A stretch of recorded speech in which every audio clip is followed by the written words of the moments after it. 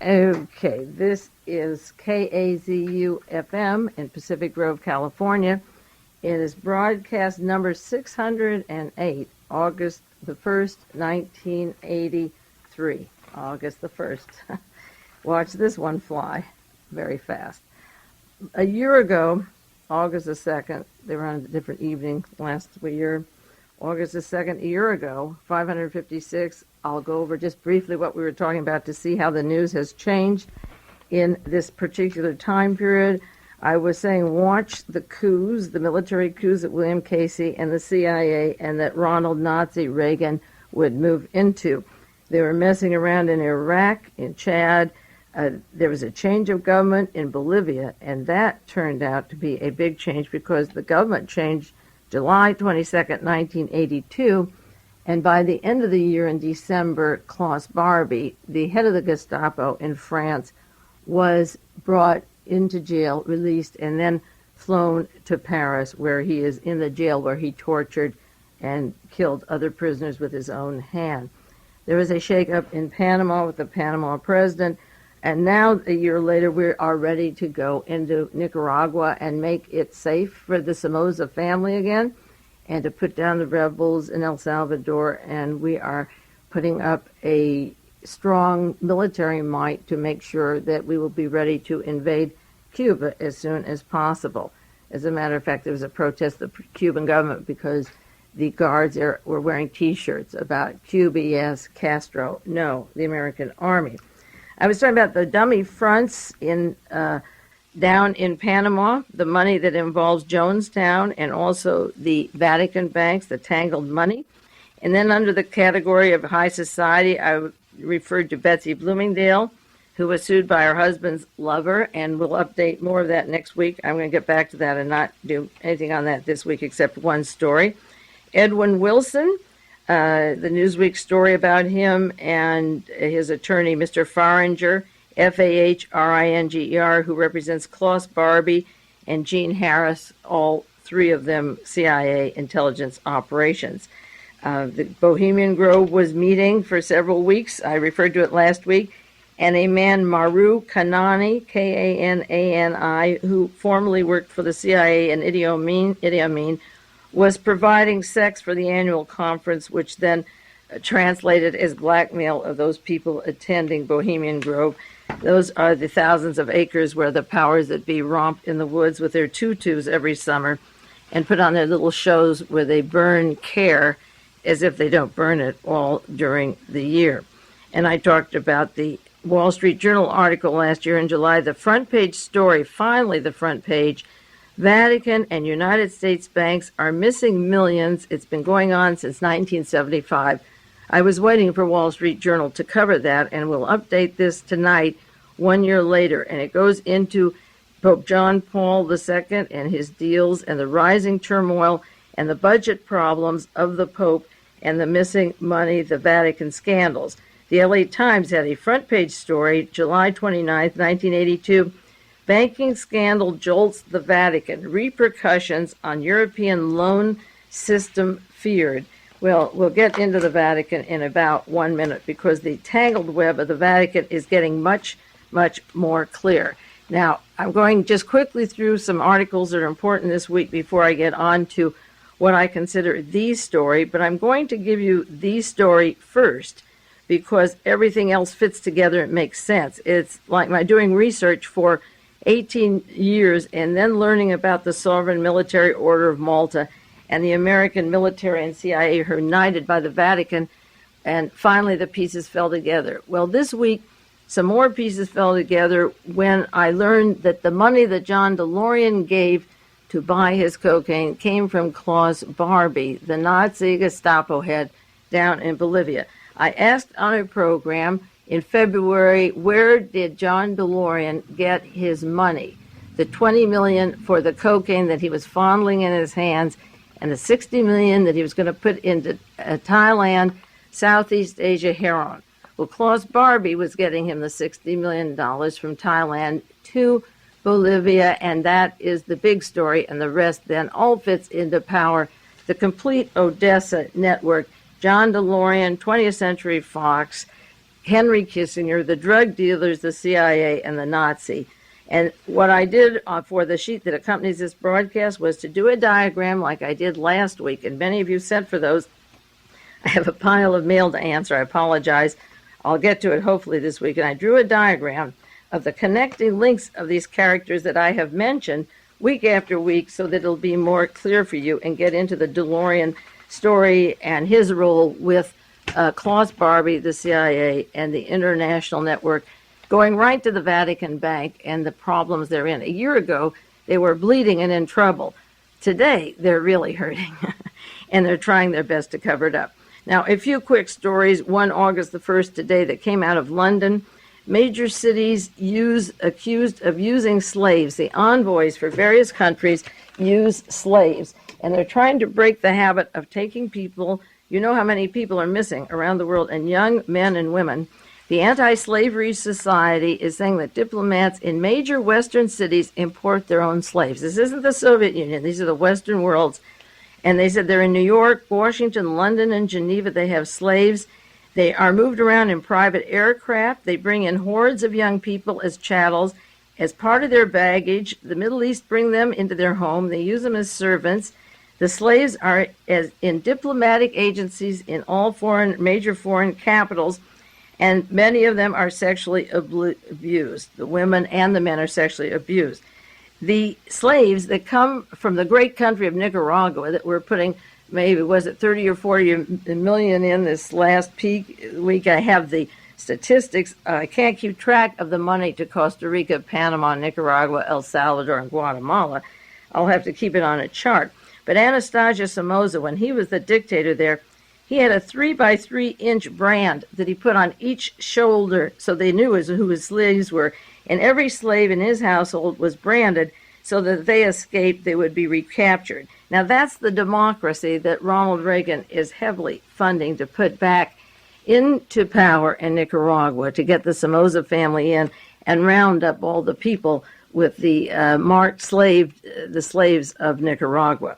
Another story in the paper this week, in Latin America, Kissinger showed very little interest. This is from the San Francisco Examiner, and it's a story of a few remarks of Henry Kissinger. It says, and many of you read it, 2,700 pages of his book. There's not a word about Central America. It's an indication of how little Kissinger cared or what he thought of the world south of the Rio Grande. He once said, and this is interesting, in his years in power during 1969 and 1976, he was quoted as saying that Latin America is a dagger pointing at the heart of Antarctica.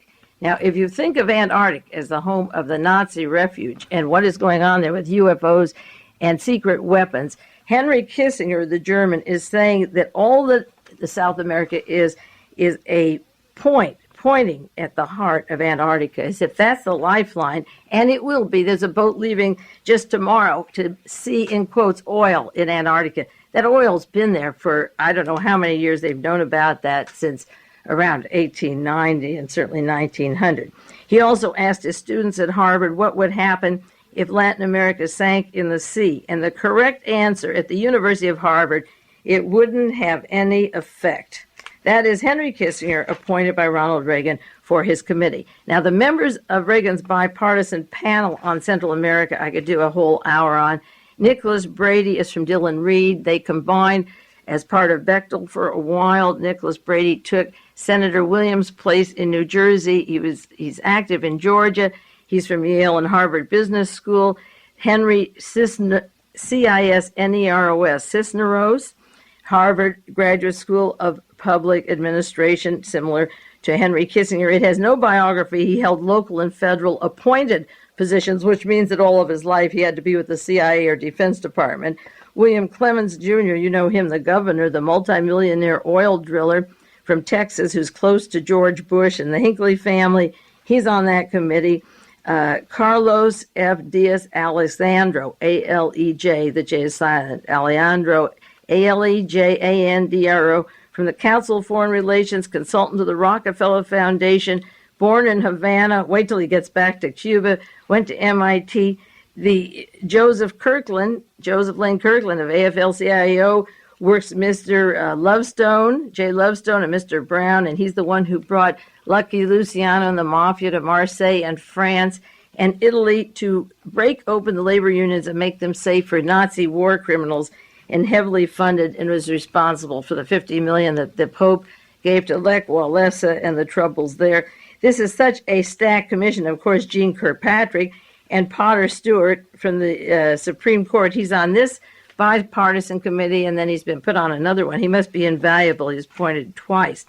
That's just a little bit of that committee. As I say, each one of them has a biography. They asked the question, why are you, somebody in the news asked the question, why are you having this panel with Henry Kissinger when he's made up his mind what he's going to do with Central America? Well, that's so redundant and silly. It's like having a Warren Commission when the President of the United States and the FBI said Lee Harvey Oswald did it alone, but we'll spend 9 months and we'll see 552 witnesses and we'll take thousands of documents of exhibits and we'll kill time. But we know from the start that Lee Harvey Oswald was the loner. So then the rest of the time they have to spend covering up the points or evidence that would contradict the conclusion when they started. Maureen Reagan was on Entertainment this week. I don't know if you watched or not, July 27th. And she was talking about Dorothy Kilgallen. I mentioned her last week and her friendship with Jayne Mansfield and how Dorothy Kilgallen was murdered after an interview with Jack Ruby. It was interesting to hear Maureen Reagan talking about the last interview she had was with Jack Ruby. And she said she had a major story. And then Maureen Reagan said, what did Ruby tell her? We don't know. She was a pioneer in her field. That's the president's daughter, maybe getting back at Ronnie by bringing up a little matter of the Kennedy assassination and the trial of Jack Ruby and the murder of Dorothy Kilgallen. And then on Entertainment again Sunday night, Larry Hagman was on, and they asked him, what does the city of Dallas in Texas think of your TV series? And I got this from a listener who picked up that show, and he said they like us because we don't show what really goes on there. He says, we've taken the people's attention off from the connections to the assassination of the Kennedy thing. And I thought that was pretty nice to keep this going, keep the idea going, and spread it around. The Atlantic Monthly has an article. It's by Seymour Hersh, who wrote the book on Henry Kissinger. I just picked up the article this week, but you've seen reports in the newspaper how Nixon threatened Gerald Ford on the pardon, that if he gave him a call, if he gave him the presidency of the United States, he'd resign if Gerald Ford would promise to pardon Richard Nixon of all his crimes. And of course, we needed Gerald Ford because when Watergate was coming unglued, all of the people involved, Mr. Sturgis and Martinez and E. Howard Hunt and James McCord, all of them were involved in some way, if not in the murder of Kennedy and the cover-up, but many in the military, in the CIA, with the U-2 program and all of the linking parts of the anti-Castro Cuban connections. Edwin Wilson was a paymaster for that, and E. Howard Hunt was. Wilson's name didn't surface at the time, but if they pursued it, it would have gone to Theodore Shackley and Edwin Wilson and Frank Turple and George Corcoran. So they all pitched together and said, okay, Nixon, you don't have to be served for any crime. And old Jerry from the Warren Commission and the CIA was made President of the United States. Now, July 23rd, in the Houston Post, there was a story that drugs were aboard in 491 plane crashes in the past 2 years. From 1980 to 1982, do you know that there were 491 plane crashes in which narcotics were on those planes? Have you added up how many planes crashed? This doesn't mean every plane. This means of the 491 had narcotics on them. And this came out at a hearing of the Subcommittee on Aviation. The U.S. Customs said they took off these planes 1.3 million pounds of drugs, including cocaine, heroin, marijuana, 1980 to 1982. And they want to make a penalty, 5 years in prison and $25,000 fine for the pilots convicted of illegally transporting drugs without a certificate. Did you see this week in Arizona that you have to sign or register to deal in illegal narcotics? And it's against the law. It's a federal crime to have narcotics, but you have to register to deal them. Now they want a certificate for the pilot who brings them in. Otherwise, he can't bring them in, and they're not supposed to be in the first place. So they say there'll be a fine for the pilot illegally transporting drugs without a certificate. So he can bring illegal drugs if he has a certificate. You figure that one out. That means that a few people with certificates won't get arrested, and then nobody else can bring in drugs. So the monopoly of the drugs will go to a handful of people and pilots, and nobody else would be able to bring in the drugs because they'll say, where's your certificate? Oh, you work for DeLorean, you work for Hedrick? Okay, go on through. Now, another article about Vicki Morgan, the only one I'm going to bring up this evening, from the Houston Post, July 27th.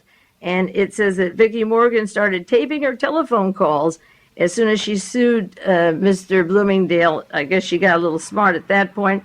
And on these tapes, it involved illegal financial deals with Bloomingdale. Now, the illegal financial deals may have rubbed off now. You see, I'm going to go extensively in the next few weeks into Johnny Carson, John DeLorean, and the bank that collapsed. Just today on the news, they said that the hearing of the Johnny Carson Bank cannot be thrown out. The judge said it can't be thrown out. He's going to take it to court.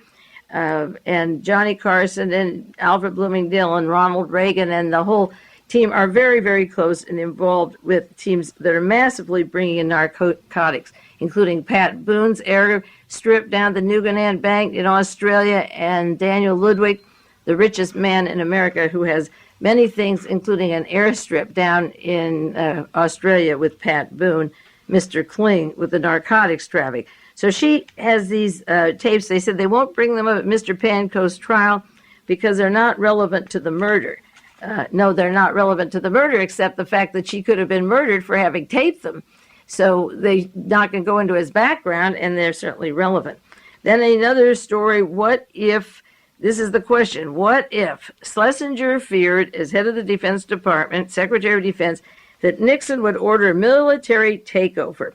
This is a article, also the Seymour Hersh article in the Atlantic Monthly, that made a second headline. What I said in my article, Why Was Martha Mitchell Kidnapped, is they were planning a military takeover. That's exactly what they were planning at the time of the election in 1972, and to make Spiro Agnew president and to let the military take over. And when they pulled the tapes out with Watergate and the tapes that brought Richard Nixon out of office, there was Alexander Haig right in the front desk. Gerald Ford became the president. James McCord was on the military emergency team, and E. Howard Hunt had walkie-talkies and road maps of Washington in his desk. See, they had planned all that before Watergate, not because Richard Nixon was going crazy and silly in a hospital or that something new had developed. The takeover was planned, as I said, a long time earlier, and now they're admitting that there was this plan of takeover with the Marines in Fort Bragg, North Carolina, and they wondered about the 82nd Airborne Division if it should be brought into Washington. Well, Alex Butterfield was brought up from Australia by Alexander Haig. I've had this on back tapes, and how they taped the president and moved him out. Just a quick mention of the Texas multimillionaire that was killed in Los Angeles. The Texas real estate developer became head of a major Hollywood TV syndication. He was killed in his Bel Air home. Henry Harrison Kyle, Kyle, 60 years old, was gunned down in Los Angeles last week. Head of the Forestar International Company, one of the people that formed the movie company was Dick Powell, David Niven, Charles Boyer, and Ida Lupino. Ida Lupino worked with Errol Flynn, who was in the Gestapo, and David Niven, who passed away just a few days after this particular murder. He had a lingering illness and was dying at age 73 of a Lou Gehrig's disease.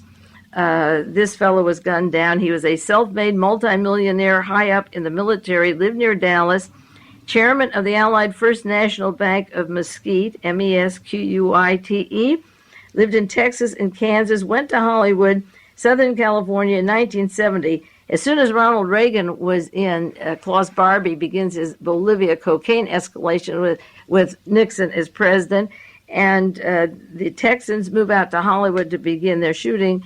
An interesting background of this particular person they haven't found yet who shot him. I doubt if they ever will. It'll probably be some crazy loner whose parents were divorced and he was in Vietnam and he didn't have a job, and he left a diary on why he wanted to get the man. He likes to climb through windows in summer evenings, and no mother or father will show up, and they'll find him mentally incapacitated.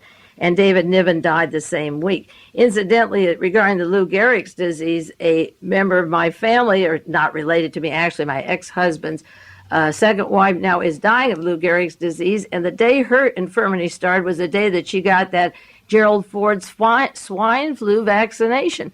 And she got sick after that and began to degenerate, and her legs degenerated, and she's having a long, lingering, miserable death and is on the brink of death now. But she walks right up. They're good patriots, my ex-husband and his new wife and a lot of other people in this country. They say, okay, shoot me one, Jerry. And a lot of people have Lou Gehrig's disease. Another famous person just died of it this week, a degenerative disease with an interesting background. So David Niffen had that, and goodness knows if he went along with Gerald Ford's get your shots, what have you got to lose? Now, here's an interesting story from the Monterey Herald today. U.S. and Europe adopt a winemaking do's and don'ts. You see, you've got to read a lot of articles besides the obvious ones. But the thing that caught my eye on the top, it said dried blood powder traded off against hydrogen peroxide. The United States winemakers have agreed that they'll stop sending France and Europe, it doesn't say which country, this could be Germany or anywhere, Europe will stop sending wines laced with dry blood powder to the United States if Americans stop putting hydrogen peroxide to bubble the champagne. Well, yippee, let's have a toast tonight. Powdered milk is okay, and charred oak chips are okay, but the blood's got to stop. Do you suppose anyone from Germany had a disease out of a bottle or one of these things that they have in Atlanta, Georgia, where they experiment on germs, or Mr. Joseph Mengley's laboratory, the mad scientist, where they could create medications and send liquor and wine to 3 cities like San Francisco or New York or down in the South and give a little touch of AIDS to people, a little dried blood, if you can get it through transfusions of other people's blood. So dried blood is out. So maybe they'll find a cure for AIDS next year when the wine stops coming over. And meanwhile, the inside of the people must have turned white, hydrogen peroxide. That's not going to be in their champagne. So that's a fair deal, don't you think? Another story this week, Italian neo-fascist movement celebrates the memory of Mussolini. Can you believe it? Just like Ronald Reagan resurrects from the governor of California to 8 years here and then goes on to Washington, and Richard Nixon is floating around as a multimillionaire and got elected after Watergate. They're celebrating Mussolini now and revering him as a hero. Fiat had indicted in faking brands. I mentioned the Agnelli family just a few weeks ago, and the daughter that was indicted for some small amount of money, like 700, and I figured there should have been 6 more dashes after it in the millions. Fiat auto magnate Giovanni and Umberto Agnelli, and the reason I mention them is their links to Permindex and the assassination teams that were behind and funded the murder of John Kennedy, Robert Kennedy, and Martin Luther King. They've been indicted in Italy of selling imported cars in Italy under false brand names. Giovanni, 62, chairman of Fiat Auto Empire and the richest man in Italy, and Umberto, 49, vice chairman, face 1 year in jail. My goodness, what is this world coming to? I can't absolutely believe it. It's amazing. Now, a crisis going on to John DeLorean soon, and this is a big crisis because a year ago tonight I was talking about this subject. This comes out of Sunday Telegraph, July 3rd, 1983, and David Emery sent this to me, and the researchers up in the Bay Area that have gotten a lot of material in the Vatican, I should update it. Ted Rubenstein and David are right on top of it, and we should update it. But this is a good one. And just to show you the style of the paper by Robert Tyerman in London and Leslie Child, Child, in Rome, I'll read you a few sentences because to paraphrase it, which I usually do, is cruel. Overshadowing the inquest into the death of Italian banker Roberto Calvi last week is the whole financial position of the Vatican itself. Let me just stop and say now, as I read this story with you, visualize John DeLorean, who's close to Cardinal Cook at the Vatican in New York City at the St. Patrick's Cathedral, close to the Catholic Church with his Italian wife also, and working with Klaus Barbie, who works with Della Chae down in Bolivia, and with the Licio Gelli and the P2 and the Masonic Lodge and the Vatican money. Visualize now that Klaus Barbie's locked up and the DeLorean money is sitting in Klaus Barbie's bank in Zurich, Switzerland, a good hunk of it. And then visualize the Vatican, how they feel because of their role. Remember, they helped Klaus Barbie get down to Bolivia and had safe houses for him and the other Nazis. Now we get back to Roberto Calvi. Overshadowing the inquest is the problem of the whole financial position of the Vatican itself. Day by day, it is more entangled in this extraordinary story. The inquest into Calvi raised more questions. How much of a financial scandal and loss how much can the Vatican stand? And it says that they exhumed the body of Roberta Calvi, and now they have an open verdict that it wasn't a clear-cut suicide at all. Amazing and dramatic as the story was of the Freemasonry with fraud and drugs and corruption, and I add murder, and plenty more, which they didn't put in the word murder, but that's all over the place. There was always hovering in the background the story that could make even Calvi's death look like a Women's Institute tea party. You got that one? Was the collapse of Calvi's Banco Ambrosiano going to rock the Vatican after all? What were the links between the Banco Ambrosiano, which is the largest bank in Italy, and the Vatican, which is the largest church in the world, and their own Institute for Religious Works? They're looking into 840 million, which is 16. You double that 2 times 840 times that 1,680 million, or 2.4 billion. What happened to it? The man who knows the most is sealed, firmly sealed within the recesses of Vatican City. Somebody wrote to me that Paul Marcinkus had been in the United States, but if he did, he had to slide right back and take care of the remaining money in the bank. He's 56 and he's from Chicago, and that is the link to the organized crime, to the Capone gang, to Hollywood, to the Ronald Reagan, Republican GOP, Michael Sindona, the mafia out of Chicago. And he has been over in that bank ever since Richard Nixon became president in 1969, right tight in the Vatican Bank. It says the commission was supposed to come out with a report Friday, but they can't do it. There's no way they can do it. This report will involve 88 banks, and I mentioned this before, that are claiming collectively they owed over $500 million, and they can't come up with it. The Vatican, these banks had lent it to Ambrosiano, and the Vatican Bank had written letters of patronage for this money.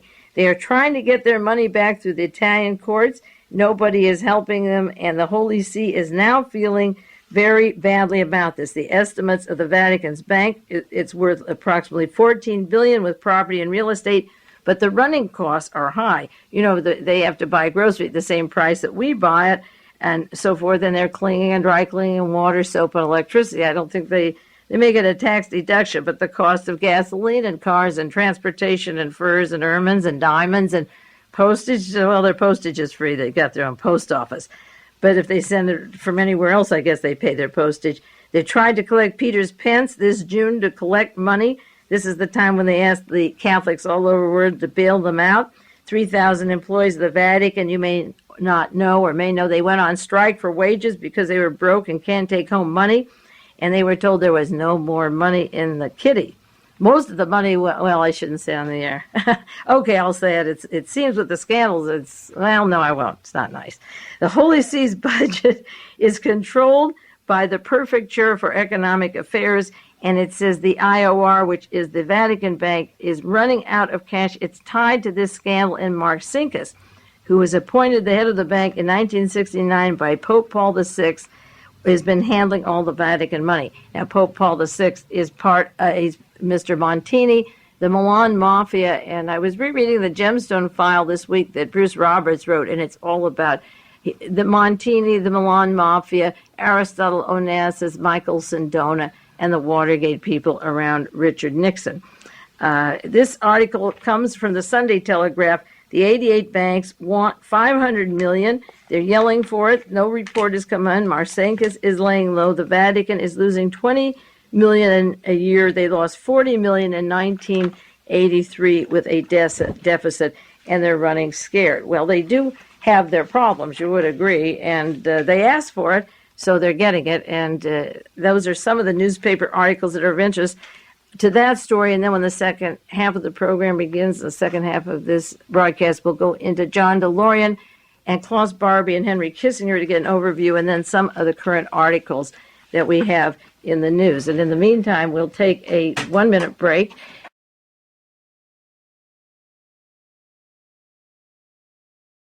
Now, getting back to the big story for the second half hour, the story that puts everything into its perspective, all these little pieces, tips of the iceberg that begin breaking off and coming together. The source of the information that I'm putting on the air now, I got from several people in the East Coast who are working with attorneys and reporters looking into the John DeLorean investment. Their information came from several prongs meeting at the same place. They got curious in the DeLorean investment because specifically they were supposed to bring Klaus Barbie back to the United States, and they've been interested in studying Joseph Mengele for many years. And John DeLorean had, according to them, had been in Bolivia to see Klaus Barbie, had made trips to Bolivia, and these people were looking, as I say, for Joseph Mengele. Their goal was to try to get him, but they weren't able to. The only way they could get him would probably to shoot him at a distance. They took pictures of him, but the people who paid them to bring him back said, "Don't bring him back dead." And Israel doesn't want them, which is typical for the Israeli power structure. And I won't say more on that at the time, but they did. They were able to locate and make arrangements to bring Klaus Barbie back. But what happened was that Mr. Hetrig, who was flying the Lear jets down to Colombia and down to Bolivia, couldn't accommodate them with Klaus Barbie because he was arrested on a cocaine deal and he was tied up with John DeLorean, so that the airplanes weren't leaving. And John DeLorean had a problem, so he was going to betray Klaus Barbie and keep the money to put into his company that was go on and promise to exchange funds for narcotics. In essence, the story is that they were going to, they bought $20 million worth of cocaine from Klaus Barbie, gave him the cash, he gave him the cocaine. DeLorean was caught with that. What he was arranging was the $60 million of the heroin. So what they were going to do is to get the drugs from Klaus Barbie and then deliver the cash because the other deal was so honorable. But Barbie was suspicious of it and wanted some money from them, so they took from John DeLorean's corporation in Utah, which already was a dummy front of a sort. He set that up with a loan from Chase Manhattan Bank, Continental Illinois, and then that links into the Chase, and I'll go into those outlines for you. But he had borrowed from Continental Illinois, which also was part of the Michael Sindona and David Kennedy and Richard Nixon combine, to get the Utah company and 3 in Nevada. So he was going to get the drugs from Klaus Barbie and then deliver him and have him arrested so they wouldn't have to pay him. So they were in trouble. DeLorean took the money from the Utah company and can't explain where it is and can't explain where the Swiss money is. And now it's clear why they can't explain, because then it would be tied up with the Nazi war criminal, and then you know where it goes from there. Now, the gentleman that was making the arrangements that met the courier that brought the money from Klaus Barbie to Switzerland, his name is Fritz Steinacker, Steinacker. He lives in Germany, and he went to Zurich, Switzerland. He's the attorney for Joseph Mengele, and according to these people, Mengele is the superior over Barbie. And they put the deposit of the DeLorean money in a Zurich bank. It was done by a courier by a gentleman who works for the Associated Press. I have his name and his telephone number and his secretary's number, but I've given it to somebody in the news media who can go for the story. I've given the dates of the meetings in Zurich, Switzerland, and hopefully this story will not get lost. And if it is buried, and if you don't hear it in the newspaper, Washington Post, the New York Times, within a month or 2 months, then, they said the story will be breaking within days. But if you don't hear it, then I'll put all the details on the air and we'll spread it out that way. Now, there's a fellow, Brian Boland, Boylan, who wrote a book called Final Trace. It just came out. It's a paperback on Joseph Mengele. He had to make it a novel. It's heavily documented. Everything in it is true, but he had to put in the form of a novel to get it out. He's been down to Paraguay and seen Mengele at a distance. He was told by 2 telephone calls from Germany, don't go to South America again. Be careful, or we'll get you later. And he got another call, said, it's better for your health if you write than if you try to find him. That's what I think. I stay home. I don't go down looking for those people. Stay home and write it. Don't go see them. So these men were in touch with another person 3 times a week who was a patient of Mengele's in Auschwitz, a concentration camp, 11-year-old patient. And they were experimenting on him because he was blonde and blue eyes and good physical condition. And this fellow lives in New York, and he was helping these writers, investigators, and he was killed 2 Sundays ago or so in New York. His name is Alex Deckel, Deckel. He died in July of 1983, so those world watchers in New York City, they get this broadcast, look that up. I also got a letter this week that Bob Fass is interested in putting the programs back on WBAI. I was there for 3 years, and we were going strong and built up a tremendous audience until we got into the Nazi questions, and then Bob and I were taken off the air. It's been quite a while. He's back on, and I got a letter today that they're interested. Now, one of the head bureau chiefs of the Associated Press, as I say, I have his name, entertained the same fellow that went to Zurich, Switzerland with the money of Klaus Barbie that DeLorean had given them. He entertained Joseph Mengele at his home at Chatham, Massachusetts this summer, Chatham, Massachusetts. Mengele has family in New Jersey, and the head of the Auschwitz concentration camps was in Massachusetts with the man who met Mengele's attorney in Zurich, Switzerland. Now, as the story goes on, I'll give you more, and there's another thing that goes with this story. George Bush, the director of the CIA, but he wasn't the director then. He was vice president, or about to be vice president. It was 1980. He didn't get inaugurated until 1981 in January. He was in San Francisco with Klaus Barbie, and there's a photograph of him. These men had it. They left one copy, and it was destroyed. George Bush with his arm around Klaus Barbie. Barbie had a shipping line. He worked for the CIA. Bush was director of the CIA for a long time with Edwin Wilson and Frank Churchill and the who's who of espionage and murder and assassination and drugs. Remember 2 years ago in 1980, just about the time that he was hugging Klaus Barbie, Bush was here in the area, and I had pamphlets circulating and linking him to Edwin Wilson, Frank Churchill, the Gestapo. Well, that was 2 years ago, and now there are photographs that will be available around of this particular saga of our current vice president hugging the Nazi war criminal, Klaus Barbie, and working with him, and he's under the pay of the CIA. Now, the way the story came down was these men were supposed to bring, as I say, Barbie to the United States. The Learjet was hired. Mr. Hetrick, who flies DeLorean around, made a deal. He was caught with a cocaine package coming into Florida, and his sons were flying with him, and Edwin Wilson's son, and he made a deal. I'll go to jail and plead guilty and bring in DeLorean if my sons are kept out, and that was the deal. That's real love for your children. I hope they grow up and appreciate it someday. And he flew the planes down to Colombia and Bolivia and got the cocaine. The deal went sour, and by a fluke, just by a fluke, Klaus Barbie was arrested. He wasn't supposed to be arrested. And then he had to pull out this money, the $7 million from Utah, as I say, and that is the story that I got this week. And so I want to review with you some of the stories in the news and some on John DeLorean, keeping that saga in mind. And for those of you who listen to the program locally, you can send a self-addressed stamped envelope and get the outline. I charted the saga of John DeLorean and Henry Kissinger, and as much as I can do on the air tonight to make the names fit into place, I hope I can do this for you, and you can get the sheet and fill it yourself. And I'm going to give a brief summary of some of these people and how they worked together. In 1945 and 46 and 47, when World War II was officially over, Mr. Anton Fritz Kramer, the man who discovered Henry Kissinger, places him, and both of them are at Oberammergau in Germany and with the 970th CIC U.S. Army Intelligence. I mentioned that several weeks ago on the broadcast.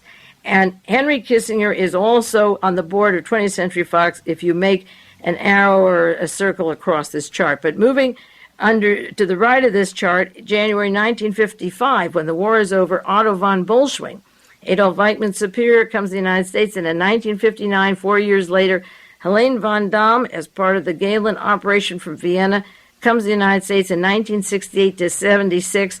She's the secretary for Ronald Reagan, Helene von Damme from Austria, and at the same time, she's the translator for Otto von Bolschwing from the corporation TCI, Transcomputer Investment.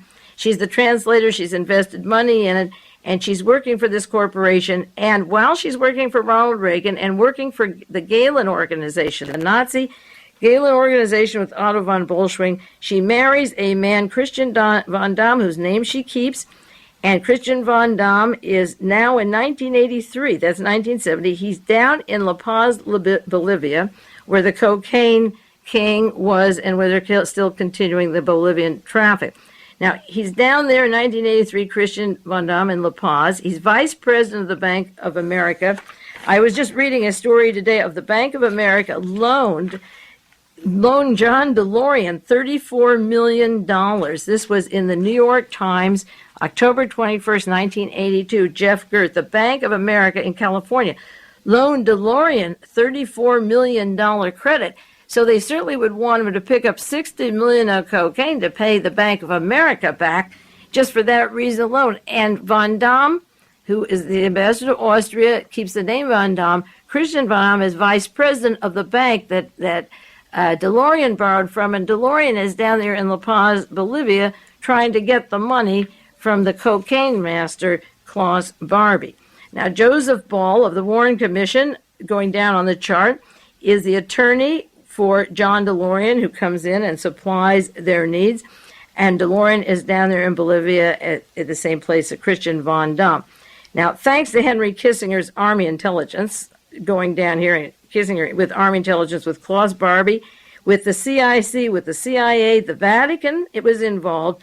They gave aliases and guides and sent Mr. Barbie down with Mr. Gomez to Bolivia in return for wiping out any resistance of poor people down there, or those branded, like in Nicaragua, the slaves branded on the shoulders.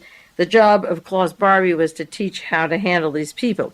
Now, getting over to the right of this diagram, in 1981 to 1983, 20th Century Fox Film Studio is formed, and I've mentioned this many times, and when I say 20th Century Fox, remember they own all of Pebble Beach. You local people around here, they own the entire area of Pebble Beach and surrounding territory right where we live, this beautiful area here. And I do want to go into some murders of famous Pebble Beach people and around DeLorean, a whole series of them. Now, 20th Century Fox is owned 50% by Mark Rich, who's involved with a scandal that was in the newspapers this week. He was just fined. Mark Rich firm was ordered to pay $1 million fine because he won't tell where $20 million went. He's missing between $15 and $20 million, that figure, July 16th, 1983. And John DeLorean had to cough up $20 million for Klaus Barbie. And Mark Rich is on the board. He owns 50% of 20%. No, let me get this straight. Marvin Davis owns 30% of 20th Century Fox. Chris Kraft owns 20%, and Mark Rich owns 50%. And John DeLorean is on the board of Chris Kraft. John DeLorean is part of 20th Century Fox on the board of directors. And Marvin Davis from Colorado, a close friend with Frank Sinatra and Ronald Reagan, of course, owns 30%. And Mark Rich, with offshore banking coming out of Netherlands Antilles, is being fined $1 million as of this week and $50,000 a day till he tells where this missing diverted $20 million is. Now, if it's diverted to John DeLorean to give to Klaus Barbie for cocaine, imagine what a scandal that entangles. And then, as I say, tie that in the next few weeks to Johnny Carson's banks in the Cayman Islands and the Hollywood gang. Oh boy, are they getting sticky. So Simon Rifkin, the attorney that I have on this chart, and I've had this many times, the attorney for TCI, which is the corporation that Von Damme works for, he set up TCI. He's also the attorney for Chris Kraft, that John DeLorean is on the board, and for Sterling Bank and for Michael Sindona and the Vatican link to General Motors. So the attorney in common with DeLorean and Chris Kraft is the attorney in common with Helene Von Damme, and down to La Paz, Bolivia, and down to the cocaine connections and the Bank of America. DeLorean is on that board. Now, down below where Henry Kissinger and Fritz Kramer get together with their Army intelligence, various people that were involved with the killing of John Kennedy, the covering up of the murder, are all involved in this case. John McCloy was the High Commissioner of Germany who released the top Nazis and got them off so they could begin circulating around the world into the drug dealing and funding Nazis around the world. He's head of Chase Manhattan, and he was over putting Kissinger and into power. He put him in Germany, and then he put him at Harvard University along with Fritz Kramer, his protege. Alan Dulles set up the headquarters at Oberammergau in the 970th CIC with Klaus Barbie. Alan Dulles was on the Warren Commission with John McCloy. Joseph Ball, the attorney for John DeLorean, was on the Warren Commission with John McCloy and Alan Dulles. And Gerald Ford of the Warren Commission is on the board of 20th Century Fox with Henry Kissinger, and along with Chris Kraft or Simon Rifkin and John DeLorean and Mark Rich and all those mysterious people.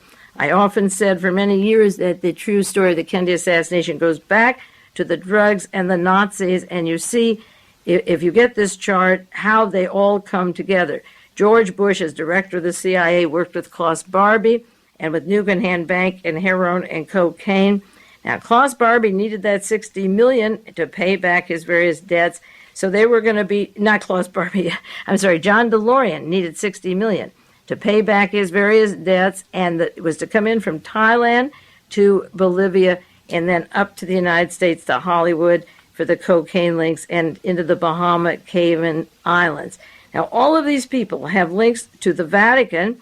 Sindona with Simon Rifkin and their work with Licio Gelli and Ronald Reagan. John DeLorean was arrested in 1982, in the fall of 82.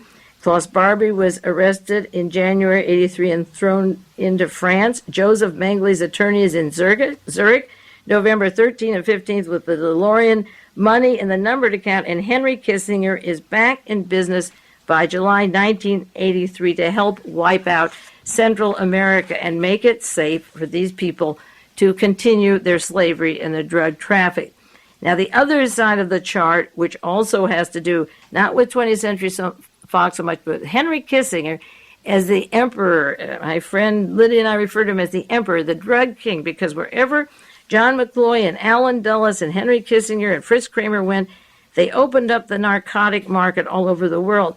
So you take Henry Kissinger, who leaves Germany and goes to Harvard in U.S. intelligence, working for Chase Manhattan, and that other diagram on the other side of this page, the first coup he achieves is in Iran.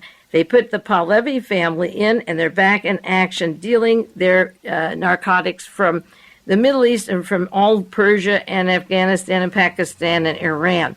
That coup was August 53. That was Kissinger's first successive coup for the drug traffic that later takes him to Southeast Asia and the Diem murder, and Chile with the Yendi murder, in Pakistan and Budo, and on Lumumba in the Congo. This was the first grand coup for Henry the K, and he becomes part of the Pahlavi family, and Mr. William Rogers, the attorney for the Pahlavi family, was Secretary of State and had close dealings with Iran till the Shah was kicked out. Now, next to that is Allen Dulles and his close links to the Vatican, and Klaus Barbie and Henry Kissinger again, and their influence in the 1971 presidential election of Richard Nixon. He's in by 71. Barbie is busy with the cocaine connection. Now, when Henry Kissinger was over in Germany, Tom Dewey and Earl Warren were running for president in 1948, and then Kissinger is brought back to Harvard at that time period, and Fritz Kramer is put in the Pentagon.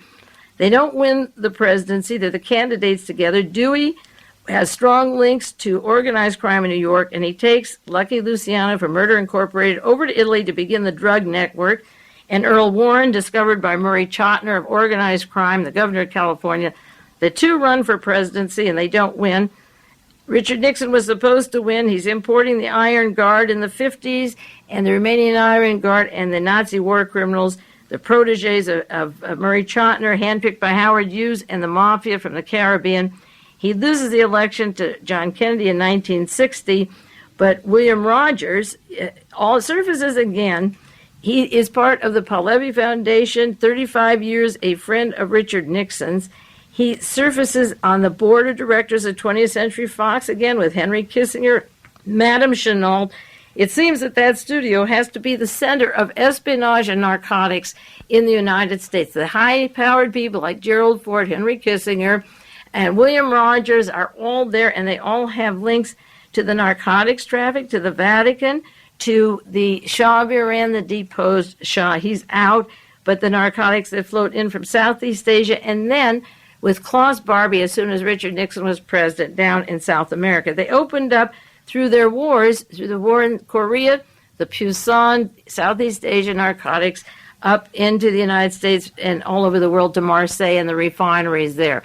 The Vietnam War began the escalation through Guggenheim to the United States with Henry Kissinger at the helm and Fritz Kramer funding the narcotics, exchanging narcotics for Gestapo armbands and death squads all over the world.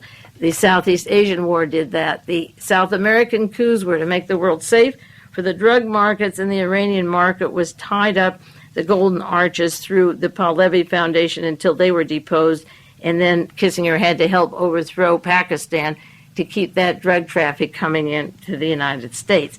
Now, all of these people have relationships in common to the Kennedy assassination, to the drug market, to Henry Kissinger, and now he's sort of the vacuum cleaner or the broom to sweep out Central America. He's contaminated every other country in the world and brought in fascism, so now he's on this great committee to clean out and kill off the people of Central America. Now, I want to mention just a few articles regarding these subjects and these outlines that are pretty fast, but as I say, you can send for them, and those of you that subscribe the tape have them, and I hope you understand them. The New York Times had a story, this Jeff Gerst story, October 21st, 1982, with large diagrams of DeLorean's car company, and he says in November of 78, he started a car company in Belfast, Ireland, financed by the British government, and formed a corporation called GPD.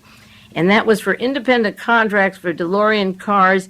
18 million was to go to GPD. 12 million was from the British, from Great Britain, and 15 million went to a group called GPD. Now, by the time GPD was started, a woman in Geneva, Switzerland, opened up an agreement for DeLorean. Marie Denise Juhan, Juhan. I don't know whether it's a silent J or not.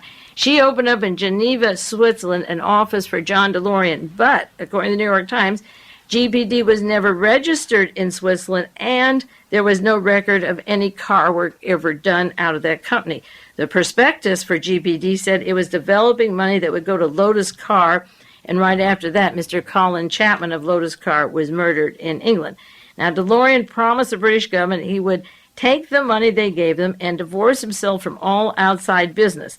And the reason I single out this particular article is that I don't think DeLorean suddenly went to Klaus Barbie and said, I need money. I think he was in hanky-panky for a long, long time. And according to this study, he said, I won't do anything else. I'll have only the DeLorean Motor Company. But instead of doing that, he never went to the business. The New York Times article by Jeff Gerst said, instead of devoting his time, 100% of his time to the car company, he gave little to it. He didn't even go to Ireland except for the day he'd fly over, and he lived in London. He gave little to the company at all, and he was interested more in a company in Logan, Utah. DeLorean spent all of his time promoting his personal deals. In 1979, he acquired this company, the Snow Vehicle, Snow probably meaning cocaine, and he had one private deal, this one in Utah, where he spent a lot of time at the Snow Vehicle Company in Logan, Utah. You can see how dangerous it would be to take that money and pay Klaus Barbie out of Utah, because out of Utah is David Kennedy, one of the highest elders of the Mormon Church, who worked with Michael Sindona and is wanted on a murder charge in Italy for killing the investigator, the judge, in the investigation of the Vatican money and various scandals, banking scandals over in Europe. The High Mormon and the Vatican Church are linked in this. Why? What do they have in common? What they have in common is fascism, to put down labor organizations around the world and put in world fascism. That's the one thing they have in common. So he purchased this company, and the money came from Continental Illinois. The Continental Illinois also loaned Marvin Davis out of 20th Century Fox. It was run by Mr. David Kennedy. It's tied up with endless scandals and financial dealings that are surfacing in other articles. So the company was registered in Switzerland. There was no record of it. Then he took some more money, millions of dollars, and put it in Nevada. And when this article was written in 1982, Jeff Gerst said they couldn't determine what activities they had in Nevada. Well, Paul Laxalt, who runs Ronald Reagan's campaign, who's fundraiser for the Republican Party, funded by Licio Gelli and Michael Sindona and the Nazis and the P2 and the Vatican Bank, heavily funded by these various people and narcotics dealers. Paul Laxalt was the governor of Nevada. He's a senator from Nevada. 3 companies of DeLorean, the DeLorean Motor Company, the Research and Experiment Company, and the Christina. named after his lovely, beautiful wife, who's getting several, like $20,000 worth of clothes to wear at the trial. She's a beautiful woman, and like Modine, even more famous, and she's going to flash her baby blues and hope the jury will understand that he has to get home to that woman. He can't sit in jail. So she's got her hair changed and her look changed, and she's talking about her devout Christianity and that God will get them through. They go to any god they can, because most of the gods at the higher level electronic churches are probably supporting them all the way. So money from the Continental Illinois, which is tied up, is into DeLorean's dummy fronts, and also the Bank of America, as I say, $34 million he owes. They gave him a credit. They had to extend it. And vice president of the bank is Mr. Christian Von Damme. Now, she's married to somebody else now, the ambassador to Vienna. Why doesn't she change the name from Von Damme, except it's a good espionage name? So the answer is redundant. She's keeping it because she wants to be known as Von Damme, and she doesn't want Byron Leeds or whatever. That doesn't sound distinguished enough when you live in Vienna. You want a good German name, and she's got it. Well, as I say, the L.A. Times, July 16th, 1987, has the story of Mark Rich being fined $50,000 a day plus $1 million because he won't tell about money that was diverted from his firm. And I asked the question, February the 7th, 1982, broadcast 583, where did John DeLorean get his cocaine? Where was the heroin delivery? Who did he distribute it to? And then I wrote on the sheet, if DeLorean talks, there could be an inquisition in Los Angeles. And there was a story about that, will John DeLorean deliver Hollywood, from the New York Daily News. Now, another judge investigating this case was gunned down. General Carlo Alberto della Chiesa was killed last September the 3rd, 1982 in Palermo, Switzerland. And this week, Judge Rocco Chinnici, I'll spell it for you, Roccochinnici, he was investigating the mafia and the links also that go to the Vatican, but he also, according to the newspaper stories, was investigating the money and the drugs that went into the United States from Thailand. Boy, wouldn't you shoot that judge down if the Thailand drugs went to Klaus Barbie and then to the United States and the Vatican was helping them. You'd shoot that one down, and they did. These judges are dying like flies. It's really a tragedy. And this one was killed, blown up, and other people were killed with him. But he was getting close, too close. And if it's Klaus Barbie, they'll kill every judge they have to, if they have to kill 1,000 of them. And I don't know how long this can go on. Another story from the Houston Post, July 21st, a caller claims to be the abductor of that young girl that lived in the Vatican with her family. She's held by the people that want Jean released. And they said they're going to kill John Paul II because he's a subversive servant of the CIA. John Paul II is a political instigator, and according to Roman Catholic Magazine, there's a threat to kill the Pope because of his links to the CIA, and he's a disgrace. I think the Italian people are angry that $50 million went to Lech Walesa and down the drain. I would be angry, or $22 billion went to Licio Gelli and through the Vatican channels and not to Italy. So there was a threat to kill him. And incidentally, at Bohemian Grove this week, another story in the newspaper this week, July the 1st, 1983, Henry Kissinger was there with World Bank President A.W. Clausen.